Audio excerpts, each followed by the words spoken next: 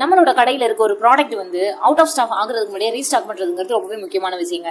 அப்படி ஒரு முக்கியமான ஃபீச்சர் தான் வியாபார பொங்கலுக்காக கொண்டு வந்திருக்கு. ஸோ அதை எப்படி எனபிள் பண்றது அப்படிங்கிறத பார்க்கலாம் வாங்க. ஹோம் ஸ்கிரீன்ல பாத்தீங்கன்னா ரைட் சைடு கார்னர்ல ஆட் விஜெட்னு இருக்குல்ல, அதை செலக்ட் பண்ணி இதுல நம்மளுக்கு எந்தது வந்து நோட்டிஃபை வரணும் அப்படிங்கறத நம்ம செலக்ட் பண்ணிக்கலாம். நான் வந்து லோ ஸ்டாக் ஐட்டம் வந்து எனபிள் பண்றேன்.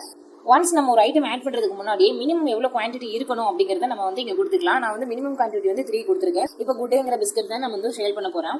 குட்டேங்கிற பிஸ்கட் வந்து மொத்தம் வந்து 20 குவான்டிட்டி இருந்துச்சு. இப்போ நான் 20 மெயில் அந்த இடத்துல அவங்க பர்ச்சேஸ் பண்ணிட்டாங்கன்னு கொடுத்துட்டேன்னு வச்சுக்கோங்களேன். கொடுத்துட்டு நான் அமௌண்ட் ரிசீவ்னு கொடுத்துட்டேன். இப்போ நான் சேவ் பண்றப்போ பாருங்களேன், மொத்தமே அது 20 குவான்டிட்டி தான் இருக்கு. இது 20 குவான்டிட்டியுமே இப்போ சேல் ஆகிறப்போ நமக்கு ஒரு நோட்டிஃபை வருது.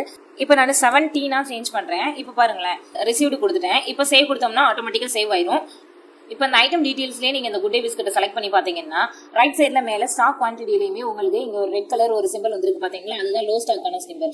இந்த மாதிரி பெஸ்ட்டான ஃபீச்சர்ஸ் இருக்க வியாபாரம் உங்களுக்கு வேணும் அப்படின்னா ஸ்க்ரீனில் தெரியுற நம்பர் கால் பண்ணி எங்ககிட்ட இருந்து பர்ச்சேஸ் பண்ணுங்க.